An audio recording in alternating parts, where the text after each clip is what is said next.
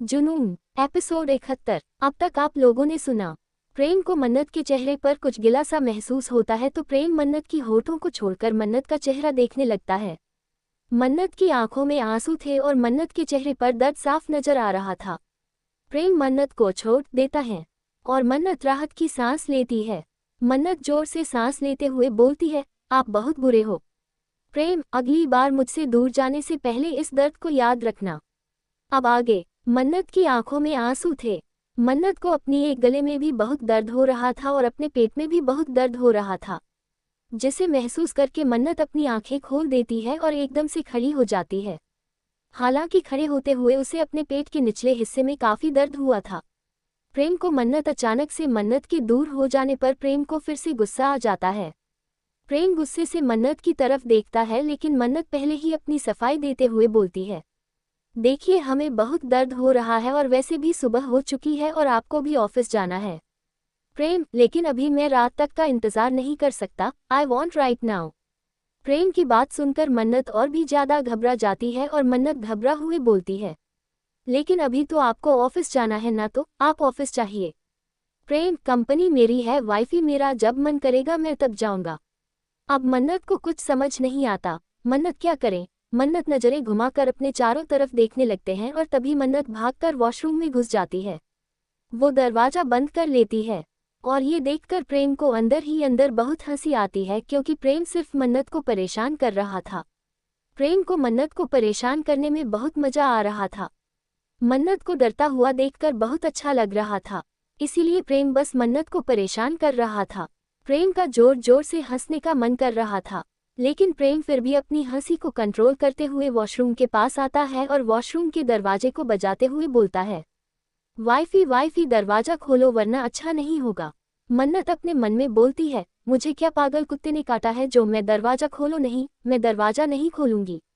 मन्नत, पतिदेव समझने की कोशिश कीजिए, अभी सुबह का वक्त है, सभी लोगों को काम होता है, कोई ना कोई मुझे बुलाने के लिए आ ही जाएगा और ऐसे में मैं उनके सामने कैसे जाऊंगी।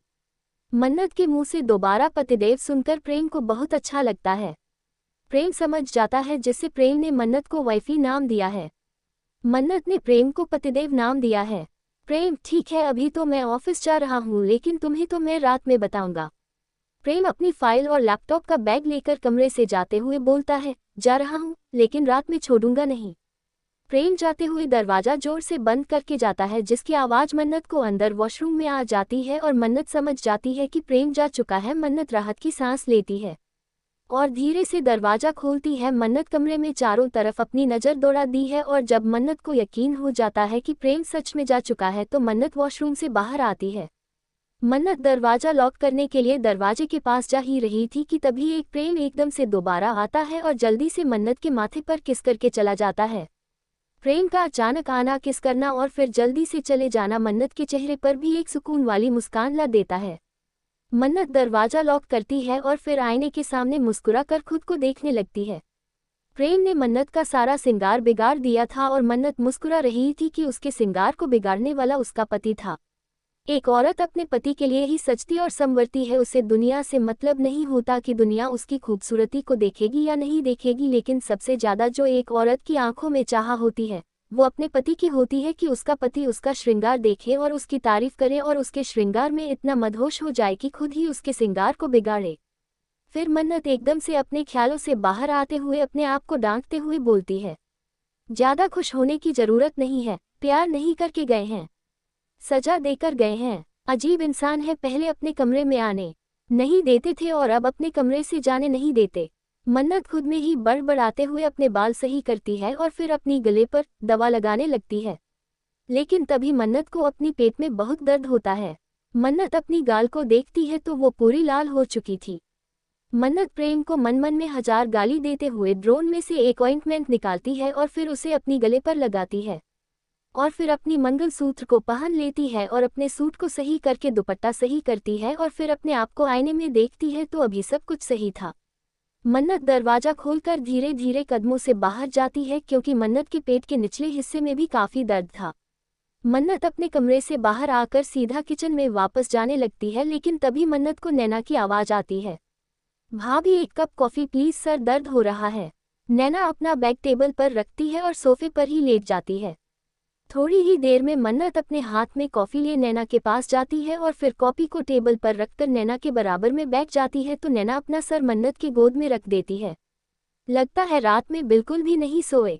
थोड़ी देर तो आराम कर सकते थे ना, ऐसी भी क्या ड्यूटी कर रही थी तुम कि पूरी रात तो मैं ज़रा सा भी आराम करने का मौका नहीं मिला। मन्नत बोलते हुए नैना का सर अपने हाथों से हल्के हल्के दबा रहे थे तो नैना मुस्कुराकर मन्नत को बोलती है, आपको पता है भाभी, जब से आप मेरी लाइफ में आए हो ना, मेरी लाइफ में सब कुछ अच्छा ही अच्छा हुआ है। आप मेरे लिए बहुत ज़्यादा लकी हो और जब से आप मेरे लाइफ में आए हो मुझे माँ की कमी भी महसूस नहीं होती। पहले मेरा ख्याल सिर्फ भाई रखते थे लेकिन अपनी काम की वजह से भाई भी मेरे पास ज़्यादा नहीं रहते थे। लेकिन मुझे जब भी आपकी ज़रूरत होती है आप हमेशा मेरे साथ होते हो। आई लव यू भाभी। मन्नत मुस्कुराकर नैना का कान पकड़ते हुए बोलती है, मस्का लगाना हो गया हो तो अब मुझे असली बात बताओ। नैना अपना कान पकड़ते हुए, आ भाभी दर्द हो रहा है छोड़ो, बताती हूँ सब कुछ बताती हूँ तेरे। नैना एकदम सीरियस होकर बैठ जाती है और मन्नत का हाथ पकड़ते हुए बोलती है, भाभी कल रात विजय का एक्सीडेंट हो गया। मन्नत कंफ्यूज होकर नैना को देखती है तो नैना समझ जाती है कि मन्नत भाभी थोड़ा कंफ्यूज है क्योंकि विजय तो काशी में होगा, इसीलिए मन्नत भाभी थोड़ा कंफ्यूज है तो नैना क्लियर करते हुए बोलती है, विजय आपका दोस्त। और फिर मैंने सारी बातें मन्नत को बता देती है जो भी कल रात हुआ।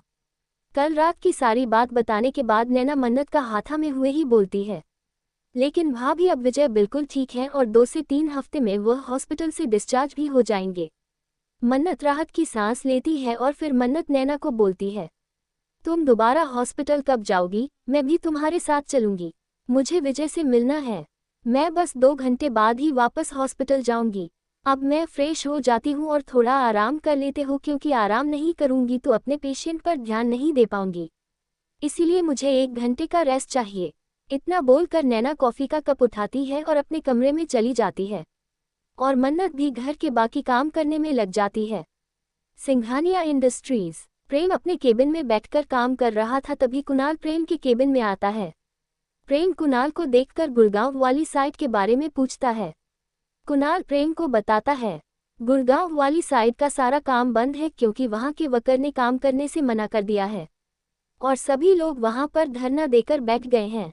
प्रेम अपनी सीट पर पीछे होते हुए और अपने हाथ में पेन को घुमाते हुए बोलता है, किस मसूर की मौत हुई है उसकी फैमिली को मुआवजा नहीं दिया। कुणाल, उनकी फैमिली को मुआवजा भी दिया गया है और बच्चे की पढ़ाई की और परवरिश की पूरी जिम्मेदारी कंपनी ले रही है, लेकिन उसकी वाइफ ने मना कर दिया और उसकी वाइफ प्रोटेस्ट कर रही है और उसी के साथ बाकी के मजदूर भी उसका साथ दे रहे हैं और प्रोटेस्ट कर रहे हैं। साइट का सारा काम बंद पड़ा है, कोई भी मजदूर काम करने के लिए तैयार नहीं है। मुझे तो इसमें किसी की साजिश लग रही है। मुझे ऐसा लग रहा है कि कोई और है जो इन सब चीज़ों के पीछे है, जो हमारे मजदूरों को हमारे खिलाफ भड़का रहा है। और अगर कोई उनसे बात करनी भी ज़्यादा है तो वह लोग मारने पीटने पर उतर आते हैं। प्रेम, तो फिर वो लोग चाहते क्या है? अगर वो लोग हमसे बात ही नहीं करेंगे तो हमें कैसे पता चलेगा कि उनकी डिमांड क्या है? कुणाल, वो लोग सिर्फ तुमसे मिलना चाहते हैं और तुम ही से ही बात करना चाहते हैं। वो लोग चाहते हैं कि तुम खुद जाओ और उनसे बात करो, और मुझे ऐसा लगता है कि कोई है जो तुझे वहां पर बुलाना चाहता है। प्रेम कुछ सोचते हुए बोलता है, चलो तो फिर मिलकर आते हैं। आखिर कौन है जो इतनी शिद्दत से मुझे याद कर रहा है और मुझे वहां पर बुलाना चाहता है? कुणाल, तुम पागल हो गए हो जो वहां पर जाना चाहते हो। प्रेम, कहां पर खतरा भी हो सकता। प्रेम बेपरवाही से बोलता है, अब तो जो होगा वहां पर जाकर ही पता चलेगा। प्रेम और कुणाल आपस में बात कर रहे थे कि तभी कोई दरवाजे पर नॉक करता है। प्रेम, कमिंग, और जियान अंदर आता है। प्रेम, जियान, सारी तैयारी हो गई? जियान, जी सर, सारे तैयारी कर ली है, हम चलने के लिए तैयार हैं। कुणाल हैरानी से जियान को तो कभी प्रेम को देखता है और फिर बोलता है, मतलब तूने पहले ही डिसाइड कर लिया था कि तुझे गुड़गांव वाली साइट पर जाना है? प्रेम, हाँ, और अब जल्दी से खड़ा हो क्योंकि तू भी मेरे साथ चल रहा है। कुणाल, तुझे पता है ना तू एक नंबर का कमीना है। प्रेम मुस्कुराते हुए कुणाल के कंधे पर हाथ रखता है और बोलता है, हाँ पता है, तू ही तो रोज बताता है मुझे। और कुणाल अपनी गर्दन में हिलाते हुए प्रेम के साथ चला गुड़गांव के लिए निकल जाता है। एपिसोड 72। अब आगे। नैना अपने कमरे में सो रही थी और मन्नत अपनी न्यू कंपनी का काम कर रही थी। धीरे धीरे मन्नत अपनी असिस्टेंट रूही की मदद से काम सीख रही थी और कंपनी को संभालने की कोशिश कर रही थी। और शोभा जी बेचैन होकर हॉल में चक्कर काट रही थी। उनकी नज़र रह रहकर बार बार दरवाजे की तरफ जा रही थी। उन्हें देखकर कोई भी बता सकता था, शायद वो किसी का बड़ी बेसब्री से इंतजार कर रही थी। और थोड़ी ही देर बाद एक लग्जरियस कार दरवाजे पर आकर रुकती है और उनमें से एक 26 साल का गुड लुकिंग लड़का 3 पीस सूट पहने आंखों पर गॉगल्स लगाकर गाड़ी से बाहर उतरता है। और उसी के साथ ही एक खूबसूरत लड़की भी उस गाड़ी से बाहर निकलती है। लड़की ने रेड कलर की 1 पीस बॉडी फिटिंग ड्रेस पहन रखी थी। चेहरे पर काफ़ी मेकअप लगाने से लड़की काफ़ी सुंदर लग रही थी। लड़का लड़की का हाथ पकड़कर उसे घर के अंदर लाते हुए बोलता है, come baby this is a house. वैसे तो ये घर बड़े भैया का है, लेकिन आजकल मॉम भी यहीं पर रहती है, तो जब तक हम इंडिया में हैं हम भी इसी घर में रुकेंगे। लड़की अपना सर उठाकर पूरे घर को बहुत ध्यान से देख रही थी और फिर लड़की लड़के को बोलती है, बड़े भैया का घर यानी कि इस घर के अलावा भी क्या तुम्हारा कोई और घर भी है? लड़का, हाँ, इस घर के अलावा भी हमारा एक और घर है, सिंघानिया विला। वह घर इस घर से थोड़ा सा छोटा होगा बस। शोभा जी लड़के को अंदर घर में आता हुआ देखकर बहुत ही ज्यादा खुश हो जाती है और खुशी से चिल्लाते हुए बोलती हैं, मन्नत मन्नत जल्दी आओ। शोभा जी की आवाज़ सुनकर मन्नत जो काम कर रही थी जल्दी से बाहर आती है, लेकिन तभी शोभा जी की आवाज़ फिर से मन्नत को सुनाई देती है जो बोल रही थी, मन्नत मंदिर में मैंने एक पूजा की थाली सजा कर रखी है, उसे जल्दी लेकर आओ। मन्नत घर में बने मंदिर में जाती है तो वहां पर पूजा की थाली रखी हुई थी और उसमें एक चावल से भरा कलश भी रखा था, जिसे देखकर मन थोड़ी सी कंफ्यूज हो जाती है। शोभा जी के पास आ जाती है तो शोभा जी मन्नत के हाथों से थाली लेकर चावल से भरे कलश को चौखट पर रख देती है और फिर लड़के और लड़की की आरती उतारती है और उन्हें तिलक लगाती हैं। फिर शोभा जी लड़की को बोलती हैं, बेटा अपने दाहिने पैर से कलश में ठोकर मारकर अंदर आओ। मन्नत लड़के को देखकर समझ गई थी कि यह लड़का शोभा जी का बेटा है, क्योंकि शोभा जी ने मन्नत को कई बार अपने बेटे के बारे में बताया था और उसकी तस्वीर भी दिखाई थी, जिसको याद करके मन्नत पहचान जाती है कि यह लड़का कोई और नहीं बल्कि प्रणव सिंघानिया है। लेकिन प्रणव के साथ आए लड़की को देखकर मन्नत कुछ याद करने की कोशिश कर रही थी, क्योंकि वो लड़की मन्नत को जानी पहचानी लग रही थी। मन्नत सोच रही थी, शायद इस लड़की को मैंने कहीं देखा है, लेकिन कहाँ देखा है याद नहीं आ रहा। लड़का और लड़की दोनों अंदर आते हैं। लड़का शोभा जी के गले लगते हुए बोलता है, माँ कैसी हैं आप? शोभा जी अपनी आंखों में नमी लिए लड़के के गले लगकर बोलती हैं, आ गई तुझे अपनी माँ की याद? तू तो विदेश जाकर अपनी माँ को भूल ही गया, क्या तुझे मेरी जरा सी भी याद नहीं आती थी वहाँ? प्रणव, अब तो आ गया हूँ ना, अब मैं कहीं नहीं जाऊँगा आपको छोड़कर। तभी लड़की हल्का सा खांसते हुए बोलती है, अगर माँ बेटे का मिलाप हो गया हो तो माँ अपने बेटे की बहू से भी मिले, वो भी आपके बेटे के साथ आए हैं। शोभा जी प्रणाम से अलग होते हुए लड़की के गाल पर हाथ रखकर बोलती हैं, बहुत ही प्यारी बहू ढूंढी है। वैसे तूने मेरे लिए, शायद मैं भी अगर तेरे लिए बहू ढूंढने जाती तो शायद इतनी सुंदर बहू ना ढूंढ पाती। लड़की शोभा जी के पैर छूती है और शोभा जी लड़की को आशीर्वाद देते हुए अपने सीने से लगा लेती है और फिर अलग होकर मन्नत पर बोलती हैं, प्रणव ये मन्नत है तुम्हारी भाभी और प्रेम की पत्नी। प्रणव हाथ जोड़कर मन्नत को प्रणाम करता है और बोलता है, मैं जानता हूँ मन्नत भाभी को आपने मन्नत भाभी के बारे में इतना कुछ बताया है कि मुझे उनके बारे में सब कुछ पता है। प्रणव की बातें सुनकर मन्नत मुस्कुरा देती है और मन्नत बोलती है, और आप हैं प्रणाम भैया, आपके बारे में भी शोभा माँ ने मुझे बहुत कुछ बताया है और आपको देखकर मुझे भी ऐसा लग रहा है जैसे मैं आपको बहुत पहले से जानती हूँ।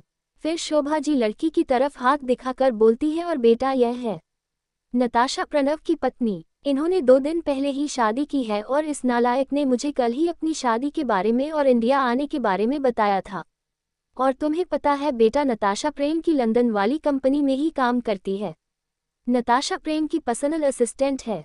लंदन का सारा काम नताशा ही संभालती है और अभी अभी प्रेम ने जो नई कंपनी खोली है उसकी सारी देखभाल भी नताशा ने ही की थी।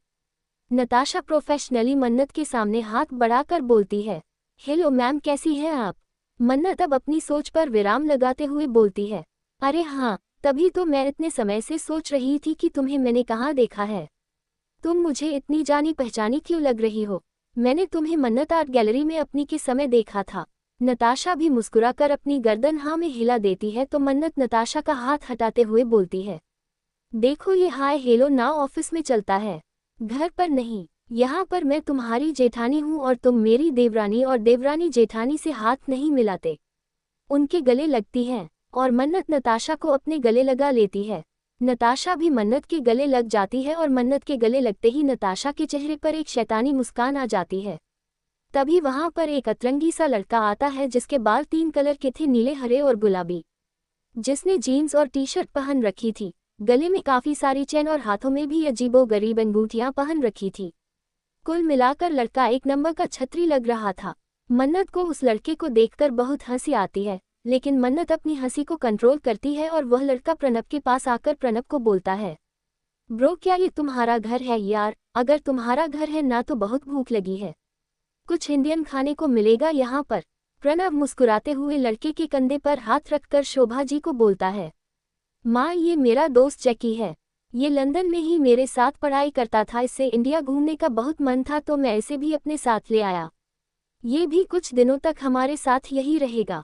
शोभा जी मुस्कुराकर बोलती है, हाँ बेटा क्यों नहीं, तुम्हारा दोस्त है तो यही रहेगा, कहीं और क्यों रहेगा, और बेटा इसे अपना ही घर समझना, ठीक है, और हाँ तुम्हें यहाँ पर इंडियन खाना भी मिलेगा। तभी नैना अपने कमरे से एक क्रॉप टॉप और शॉर्ट पहनकर जमवाई लेते हुए बाहर आती है और नैना की नज़र जैकी पर जाती है तो जैकी को देखकर नैना अपनी हंसी कंट्रोल नहीं कर पाती और जोर जोर से हंसने लगती है। मन्नत जल्दी से नैना के पास आती है और मन्नत नैना को अपनी आंखों से और एक उंगली को अपने होठों पर रखकर चुप रहने का इशारा करती है। मन्नत का इशारा देखकर नैना अपनी हंसी को कंट्रोल करते हुए चुप होने की कोशिश करती है, लेकिन जब जैकी नैना को देखता है तो देखता ही रह जाता है। जैकी नैना को ऊपर से नीचे तक देखते हुए अपने मन में बोलता है, wow Indian beauty, I like it. Pranav Shobha ji को देखते हुए बोलता है, माँ ये नैना है ना, ये यहाँ पर क्या कर रही है? शोभा जी बात को टालते हुए बोलती है, वो सब छोड़ो, तुम दोनों बहुत थक गए होगे, जाओ जाकर कमरे में चेंज कर लो और थोड़ा सा आराम कर लो, मैं तुम्हारे लिए कुछ खाने को तुम्हारे कमरे में ही भिजवा दी हूँ, पहले तुम थोड़ा आराम कर लो, बाद में मिलकर बैठकर बात करेंगे। शोभा जी की बात मानकर प्रणव और नताशा एक सर्वेंट के साथ वहां से चले जाते हैं और सर्वेंट प्रणव और नताशा को उनका कमरा दिखा देता है और दोनों उस कमरे में चले जाते हैं और जैकी दूसरे सर्वेंट के साथ चला जाता है और शोभा जी भी अपनी गर्दन ना में हिलाते हुए किचन की तरफ चली जाती हैं। सभी का इस तरह से नैना को देखकर जाना मन्नत को अच्छा नहीं लगता और नैना की भी आंखों में नमी आ जाती है। आगे की स्टोरी के लिए कमेंट कीजिए।